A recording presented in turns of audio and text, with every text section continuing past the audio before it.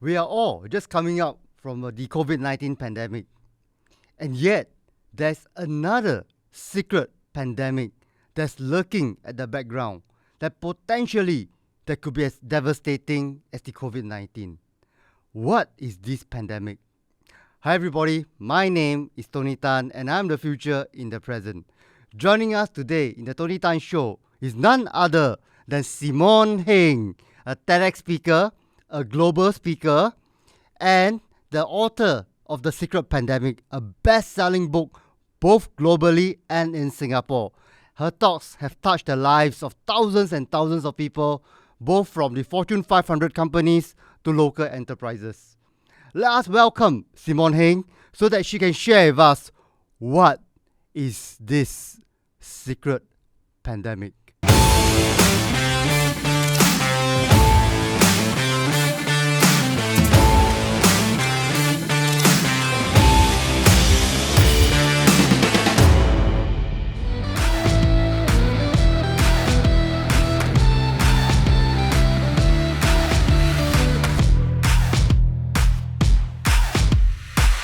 Simone! Tony! It's so wonderful to have you. Finally, we have met. Oh my gosh, thank you so much for being patient with me through my book launch. I know you just launched a book too, so you totally understand what it's like. Yes, I would like to congratulate you, since the book has launched. It's like a global bestseller and it's also the bestseller in Singapore. That's a remarkable feat. Oh my gosh, it was very unexpected, and I think particularly the Singaporean bestseller means a lot to me because unlike when it's like online, it's a very tangible moment to go to the bookstore and see a book on the shelf. And my biggest fear in writing this book that I was up late at night was that Singaporeans would say, "You're not Asian enough to talk about our experience. And how dare you?" Like, this is like the catastrophizing of the trolling that I thought I would receive. And it was the total opposite. Instead, I think they feel more connected to me than ever. We understand each other, which is what connection is. Yes. It's not they understand me, actually. It's we understand each other. And that's really been wonderful. Yeah. I don't know about the rest, but I feel connected to you after reading the book. It's very personal. Yeah, it is very personal. So before we start, I just want to have a couple of interesting questions for you. I know that you have been a very successful DJ all your life. I've been a fan since your Class 95 days, right? Yeah, thank you. And I'm just really curious, from a listener of your shows, what made you did the transition from a DJ to a global speaker and a successful one at that? So I think I was always very entrepreneurial. Even when I was in Virgin Radio in Dubai, I was always, the company was very, because Branson himself was an entrepreneur, that was in the brand DNA. So the corporate culture was very much like, you want to go do anything, go do. You are free to go. So they allowed us to explore. And that entrepreneurial hustle, which it used to be termed, doing that hustle was really natural to me. And so I think firstly, I always knew entrepreneurship is probably better for me than working for someone else's brand. So creating my own brand was always going to be something more natural to me. And then I think as I got older, my mind got very bored of talking about lifestyle topics and popular culture. Because of a lot of the tragedies that happened to me that are in the book, I just thought I can't spend my days anymore sitting here talking about what I perceived and kind of perceive now to be fluff, when I should be on this planet helping to make change. Wow. So those two things together, I was like, I cannot anymore. I cannot. Right. And what was the inspiration behind the writing of this The Secret Pandemic? By the way, I read this book over 2 days, and she has quoted quite a few good authors. I bought 3 books as a result. In fact, I bought 4 books together with this. So take a read at this. You will find it very empowering. So, Simone, what's the inspiration behind this fantastic book? Thank you so much. Well, firstly, I love that you do that. I do that as well when I read books. I believe that the entire secrets of the universe are held in books.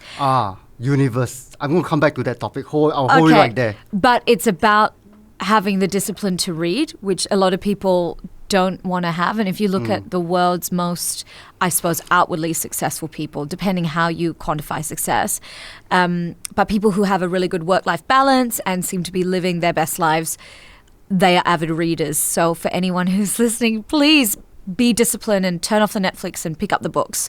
So it inspired me because, look, I was having a bit of issues with my speaking career and credibility. Some, again, multiple reasons, some pragmatic, some emotional. The pragmatic ones were, I look young for my age, particularly, probably before I cut my hair, even younger. And I was having issues trying to constantly prove that I was intelligent, especially with my background in media. And that's really painful to say that. I think Gen Z will be horrified that I've said that, but it is so true. How you present really affects how people treat you. And in the speaking world, that's something I came up against a lot. And I was sick of coming up against that because I did a communications degree at university. I did professional writing units, creative writing units. I've always been able to write. My mother was a literature teacher at RGS. Like, it's in my DNA. And so it was awful constantly being like, even now people are like, so did you write the book yourself? But I don't feel it so awful because I'm like, my book's a bestseller, so whatever you want to say, right? Yes, right. But that was one of the reasons. So there was a bit of a credibility deficit in terms of my career. We had what I perceived, which I don't now think is true, but a more quiet time in the pandemic, which looking back, I feel it's more quiet now because people are socializing. So the speed of the emails is not what it used to be. But I perceived that, there's no time like now to write a book in the pandemic. The timing was right. And also a lot of my work on human connection had been about mental health and trauma, okay? That intersection, that was my lens on it. And during the time of writing this, that was part of the global discourse. Like, everyone was having a dialogue about mental health post-pandemic and during the pandemic. Now, of course, that has completely changed, and we're going to talk about the topics the whole planet is talking about later on in today's podcast. But it seemed like the perfect intersection to write a book like this. And I always knew book one would be a very B2C book. By that, I mean, for those who don't know, Tony and I work as speakers. So as a speaker, a lot of your work is to B2B, to other organizations. I'm a business owner speaking to other business owners. But I also have these incredible people, largely Asian females, who follow me. I know their demographics. I know their concerns. We voice note in the DMs. And I knew they needed something that would put our experience in print, and nobody else wanted to do it because in our culture, we do not write things about our family, let alone say things. And I knew if there was anyone that was going to be able to do this, it was probably going to be me because my father has already passed away and my mother, with the disease she has, is not cognitive. So I knew that speaking the truth would not hurt my parents. That was very important. Even though I think the book is like a tribute to them in the end. If you read the whole book, you realize like the depth of the love and how much the story of forgiveness is important for a lot of Asian women of my generation who have cordial relationships with their parents, but there's a lot of hurt and there's a lot of pain there. And so I wanted to show that it's possible to have that full forgiveness. And so all of these things combined, I was like, this is the take on the topic for the first book. And the wonderful thing about human connection as a topic is it just keeps giving. Yes. So book 2 is the research is starting for book 2. And then book 3, I think, will have to be about the metaverse, because by the time there's room for a book 3, our planet will be in the metaverse. So we will know, there will be studies that will come out about how human connection is being affected by it. Yes. So I think you're right on point. There are so many things that's happening today, and the point that you're talking about, human connection, is something that the world really needs. And you talk a little bit about, not say you talk a little, in fact you talk a lot about loneliness, right? And that's actually the secret pandemic that we are talking about, and that's one of the themes behind the book. So I want to understand about your journey about loneliness, how you see loneliness, because I read the book, the area that struck me most, and I feel it the most, is the area where you were, is that what you use? Is it dead silent or dead zone? Oh, the dead air? The dead air. Oh my gosh. Thank you. Do share with us. I'm sure that must be a very intense period of your life, when you realized that it was like dead air. What happened there? Sure. So firstly, for me, in my work on the topic, I believe that the antidote to loneliness is connection, hence why the two themes for me come up over and over again. And one of the times I felt the most lonely in my whole entire life was I had moved back to Australia after living as an expat in Dubai for 5 years, working for Branson. And I'd moved back to help take care of my mum who'd become paralyzed. And she was lashing out because of the disease she has. So that was very, very hard. You know, you've left your dream job to help wipe the butt of this woman who was not very supportive growing up, and then to have her, because of this disease, instead of saying I'm grateful, you know, lashing out at you. So that was isolating. And then I looked around and I felt like I couldn't speak to anyone else my age, because I was 30 at the time and everyone else was falling in love, getting married, celebrating their life, and I was grieving. And I felt like I was always grieving, because just 10 years before my dad had died, and I was grieving then. And I felt this thing that many of us sometimes feel is like the whole world is against you. So you're very isolated in your thoughts.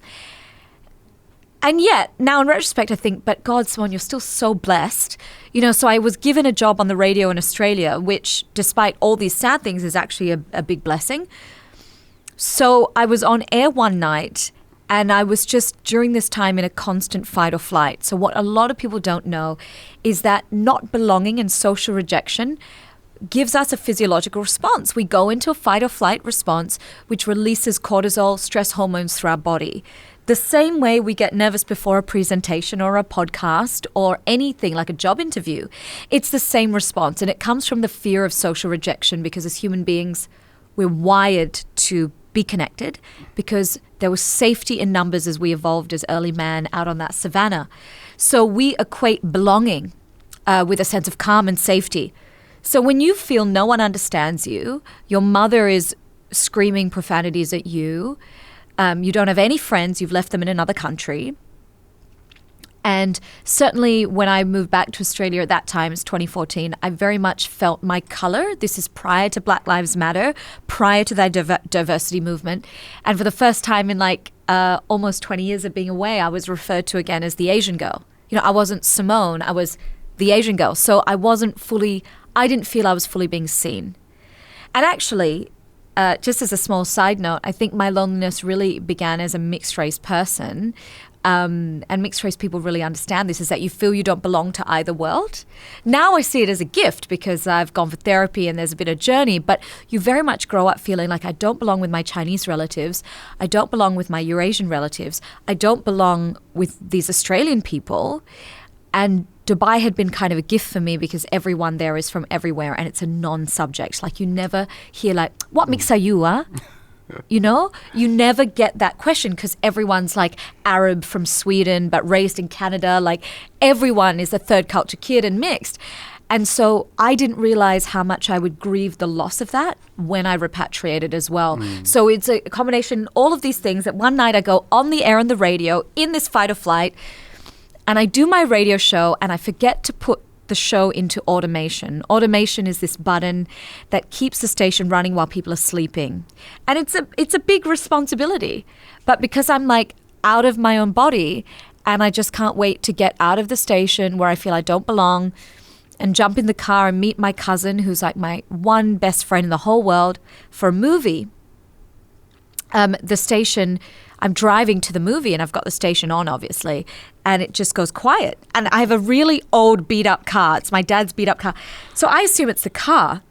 And then I find myself like looking around to the other cars on the road, because it's the number one station. So highly likely they're listening as well. And I'm like, well, no one's banging their radio. Like maybe it's fine. And I was like, no, you better pull aside and check. And I pull aside to check. And sure enough, it's just static. And then I get a call from my boss saying, you know, she's super lovely, one of the best bosses I've had. And she just said, you know, it can't happen again. The engineers are going to go, they can go in remotely and put it back online. But that sent me to the doctor, because I basically thought at this point, I didn't know all the science of what I've shared with you. And I perceived that I had the same disease as my mom, where cognitively my brain was just falling apart. Like that's how scared I was at what was happening to me. Yeah. Wow, we can see that loneliness does have a lot of impact, both directly and indirectly. And you talk a little bit about the chemicals of loneliness and stuff like that. And we do believe there's a mind-body connection here, right? At the end of the day. It's not just psychological, it's also physiological. And I know that you are also You have also been reading Gabor Mate. Yeah. And I look at it and I think that, wow, emotional trauma can have so much impact on our lives that we are not even aware of it.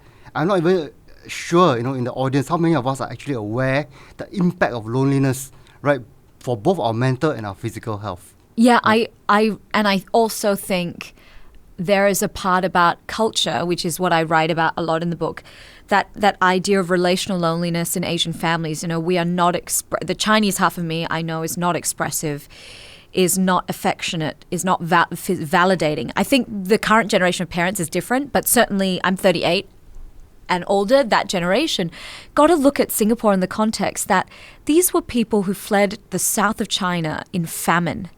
They were survivors, and they parented their kids like survivors, people who had escaped trauma in another country, and how that gets passed down, that kind of harshness, the strictness, the lack of affection, the lack of apologizing, and the criticism. And those things to a child chronically every day over the course of years become a what is called a little t trauma. And that kind of criticism with the absence of praise was what I very much made me feel lonely within my own family. And I know it's what resonates with a lot of people who follow me. And also remember that trauma is not just the bad things that happen to you. It's also the absence of all the good things that you think should have happened to you. So as an Asian child growing up in a Western environment where I was watching physically all the good things happening to my friends, the hugs from their parents, the affirmations, oh, you got a B-, I'm so proud of you, things like this that in my house weren't happening, it just exacerbated my dissatisfaction with how I was growing up. It just pushed that into stark relief. Yeah. So of course, the human connections and what you're all about is to get the connection back to so that we can live our optimized lives going forward, have a fulfilling life, right? And I think one of the things that we are talking about is that when you talk about secret pandemic, obviously it's talking about loneliness as well, right? And I think COVID-19 has shown us that it's so important to get the social connections back together, right? You look at the state of mental health that we have today. It is a very serious issue here. And I think that you are doing a great job, Simone. Please continue to share that message. I feel that's my mission. If I can know that I started a conversation in Singapore about trauma, mental health, and loneliness, I can sleep well at night. Yes, so am I. So, Simone, I want to pick your brains a little bit, right? We already know that the world is facing some challenges, right, with pandemics and social media and all. And I know that you quoted a sentence from Susan Parker. To talk about, Susan Pinker, yes. Susan Pinker. Yeah. Yeah, talk about the tools of technology and how we use it and how we should optimize it so that we live our best lives. But I'm really concerned about one more topic. I'm really, really very concerned about this, Simone. Tell me. I really want to hear your opinion about this. The whole world for the last 6 months have been talking about the Metaverse. Yes. Right. It is like a digital twin of our physical space, and it's going to be a very immersive experience that allows us to live multiple lives in the digital space. So you earlier said that already in this pandemic and already in our life in Asian societies, we are already not getting enough of the human connections. Now, with this coming of age of technologies like that, what's going to happen, Simone? Well, it's so fascinating because on the one hand, I am so excited about Web3. The same way I'm so excited about the propensity of social media and Web2 to connect us. And then the other part of me has grave concerns because I know the basic science behind human connection. I think everyone knew during the pandemic that Zoom wasn't enough. It didn't give us what we needed. We started the pandemic doing all these Zoom socialization things, and then we were like, this is lame, and we stopped because we realized it wasn't a substitute. Now, the metaverse will not be Zoom. It's going to be much more immersive. What scares me about anything immersive is that it can become addictive. So if we look at, I remember doing a paper at university 20 years ago, do the math on how old I am, about MMORPGs, which are massive multiplayer online games that happen inside like a metaverse with a little M, a little metaverse. And there was a Korean couple that stopped feeding and hydrating their baby because they got addicted to playing World of Warcraft or whatever it was, and their baby died because they were so immersed in their avatars and what was happening. And so Mark Zuckerberg himself said in that video from Connect 2021, he said, it's not about taking us, and I don't know if he means it, good old Zuck, because he's a businessman at the end of the day, but he says, it's not about taking us away from this right now that we're experiencing. It's about enhancing the time that we do spend together. What Susan Pinker says, and it was quoted by Ariana Huffington in her newsletter, so it was really widely sent, was that digital connections are a junk food version of in-person connection. They nourish us just a little bit. Like they satiate us like junk food does. Feels good when you have that first McDonald's fry. But they don't give us the nutrition that we need the way that in-person, face-to-face human connection does. And that authentic connection is the one that helps us, increase our immunity, lower the stress responses, and prevent those life-shortening diseases like cancer. So I cannot wait till we do the first year of the metaverse and all the sociologists drop all the studies like they did in the pandemic on it, because I can't wait to see the data behind how it will function. I think for people of our generation, we don't have as much to worry about as Gen Z.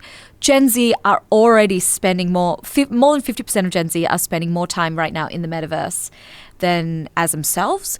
And they say they feel safer as their avatars. This could be to do with a lot of the online bullying and things that happen with social media. So there's a level of hiding that happens when you are an avatar. Right. And therein also lies the problem, because authentic connection happens. The kind of authentic connection we all want is where we feel we're fully seen and heard. How can we be fully seen and heard if we are avatars? However, I do think there's a propensity to have a lot of fun in the metaverse. You and I both work in the online learning space. I think how cool to be able to do an online course with Tony Robbins where I can not have to attend an in-person seminar and take me away from my dog who needs to be with me for a certain amount of hours.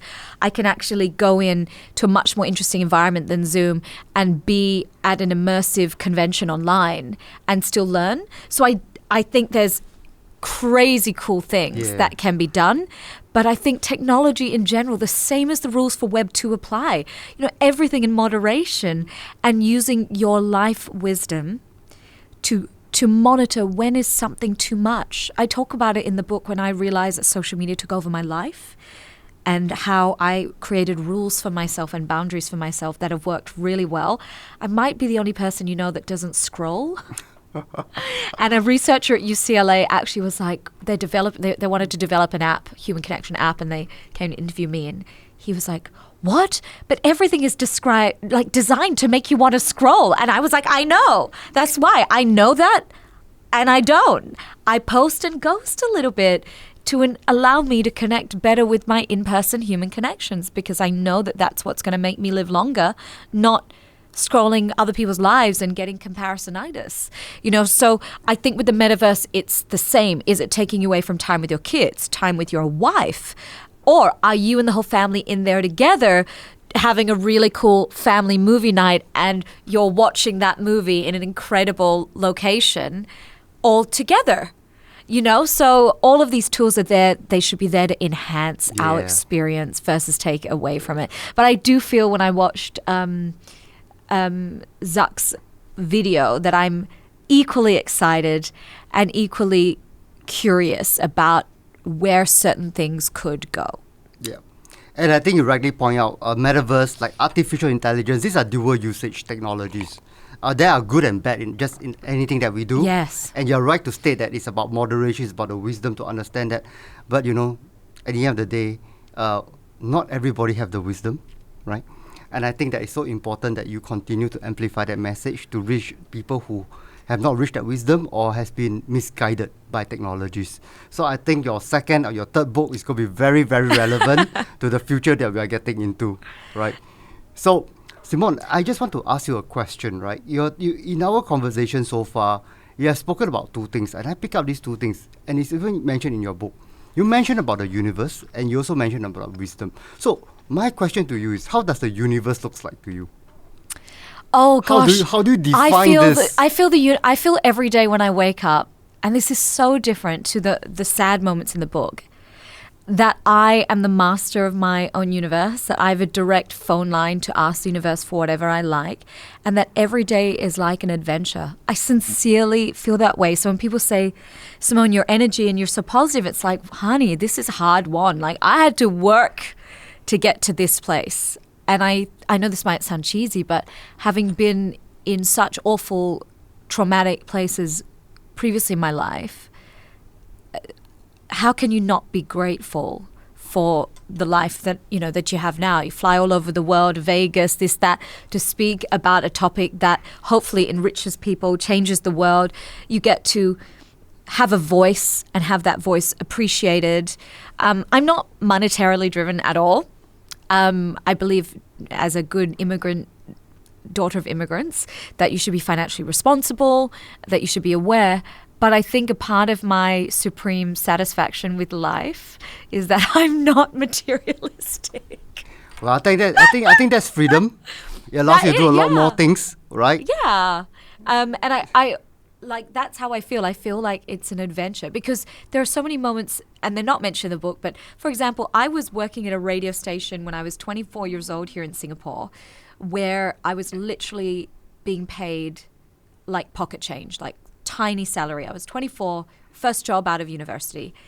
And one day, one of the DJs, as a colleague of mine, said that he had been living in the UAE, working on radio there in a place called Sharjah. And at the time, Singapore was really tough because Singapore is expensive. If you don't earn a decent living in Singapore, it's tough. Fresh grads, it's tough. And I wasn't living rent-free. I was paying for everything myself. I didn't have parents or any support. So I was quite dissatisfied with Singapore at that age. And I was like, so this is what I'm going to do. I'm going to do 1 year at this station. I'm going to get a demo together. And then I'm going to move to the UAE. Within a month of having that thought, I got an email from Virgin Radio International saying, how would you like to come and live and work in the fastest growing city in the world? So pre-global financial crisis, Dubai was. And I was like, not only, this is even better than what I could have imagined. This is not Sharjah, which is a small emirate. This is Dubai. And this is not a no-name radio station. This is Virgin Radio. And I realized that the universe has bigger ideas for us than we can even imagine for ourselves. And that's when things started to get quite fun. Of course, the horrible things that happened with the family afterwards also show you that everything has a duality, just like we talk about social media. As much as there's all these wonderful adventures that can be had, there are also dark things that can happen. They are also part of the adventure, which is why I say that the universe is not a playground, okay? It's not all roses and lollipops and joy rides, okay? It's an adventure. Adventures have light and shade.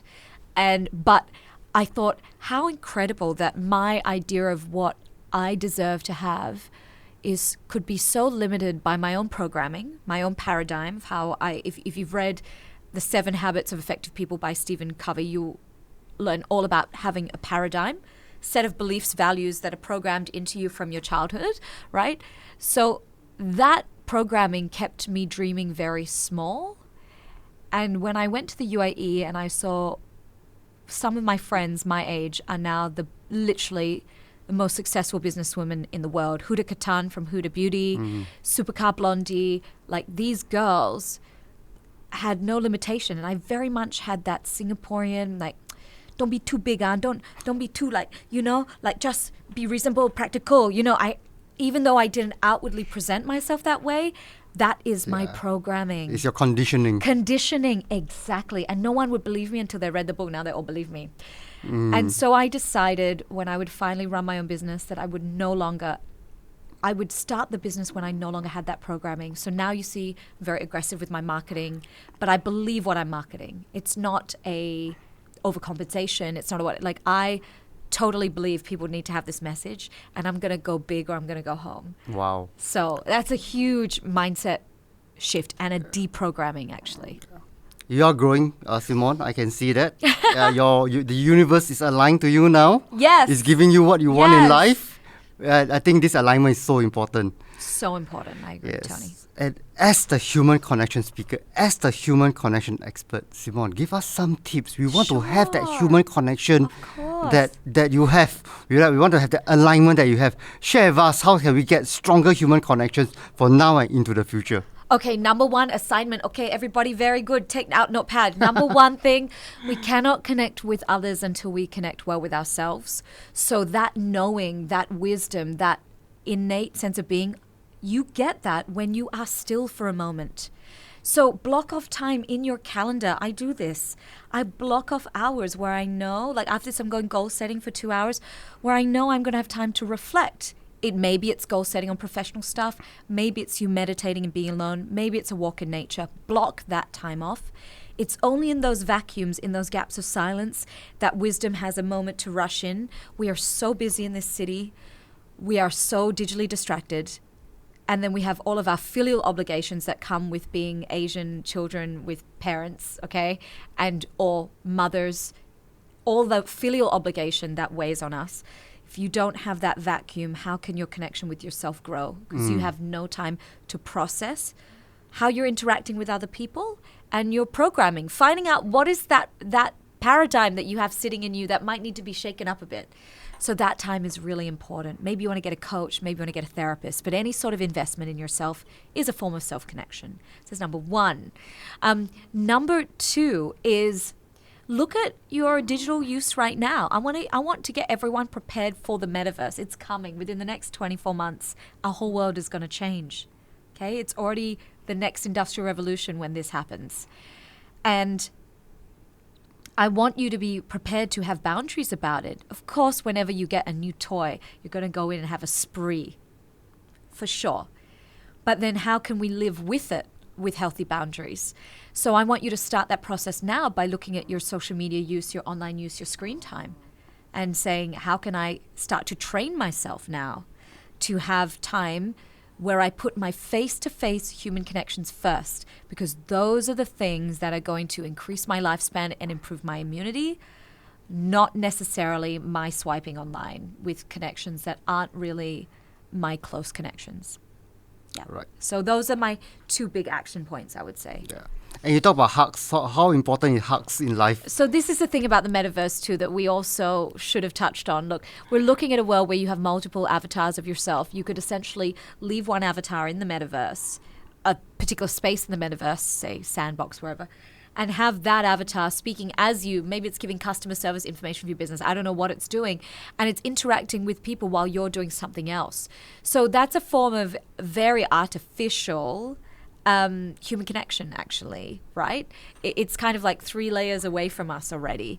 And that's very concerning. Also very concerning is this idea that we get oxytocin, which is the social bonding hormone, from when I look in your eyes, Tony. Like, we literally get that. I'm feeling it. You're feeling it Yeah, right now. I'm feeling it. And it makes us feel seen, connected, more safe. You don't have that in the metaverse. They're not real eyeballs. And so that's concerning. And on the extension of that is physical touch. We feel literally, Dr. Jim Cohn, who's lovely enough to be interviewed for my book, Dr. Jim Cohn at the Virginia Tech University, he did a famous study where he got people to look at a huge mountain ahead of them that they had to climb. And then he got those same people, measured their hormones, and then same people to hold hands or stand beside their friends. And then they measured how those people were feeling. And those people felt that they literally had more bioenergetic resources to climb that mountain than the people who were alone. So literally when we are physically together with someone, we feel we have more resources. We feel we are more powerful. We have more of everything. Fascinating. So fascinating. So you can imagine in a world where we're all in the metaverse and we never stand side by side, how that affects our feeling of empowerment, our feeling of confidence, our feeling of resilience. Am I resilient enough for this challenge when I'm on my own? We need hugs. We need physical touch. Gives us oxytocin, dopamine, which is why sex feels so good, Yes. obviously. Another one of Dr. Cohn's studies, and this is really well known as well. They got people who were to be zapped with an electrical pulse and hold the hand of a nurse, someone they didn't know. They got the same people to be zapped with the electrical pulse, which was kind of painful, holding the hand of their loved one, dearest loved one. The people who were holding the hand with the dearest loved one felt less pain. They literally felt less physical pain. That's how incredibly powerful touch is. And we need a world with touch. Yeah. You know what, Simone? Right after this, when I get back, I'm going to get some mindfulness exercise in. I'm going to switch off my phone to limit my digital connection. I'm going to hug everybody I see today. Whoever will let you. Yeah, I'll try. Whoever will let Yeah, you. but if I'm in the reason for the wrong reason, do bail me out, yeah? So, Simone, I want to ask you three more questions before I let you go. Of course. All right. What are the 3 things that you do to relax given your busy schedule? I do like having a massage, and I have a wonderful team that I can actually call to my house to do the massage at the house, which is great. I love taking the dog for walks in nature. It's hard in Singapore. I live in a pretty built-up area, but there's still enough, and I just love seeing how happy my dog is, like being there. And I love to listen to podcasts or watch movies or things that are not related to my work. I heard Top Gun is good. It's good. I went to see it the other night. Wow, all right. I enjoyed the volleyball scene. There's a 2.0 volleyball scene. It's some very young hunks. It's great. And Tom Cruise, by the way, looks Awesome.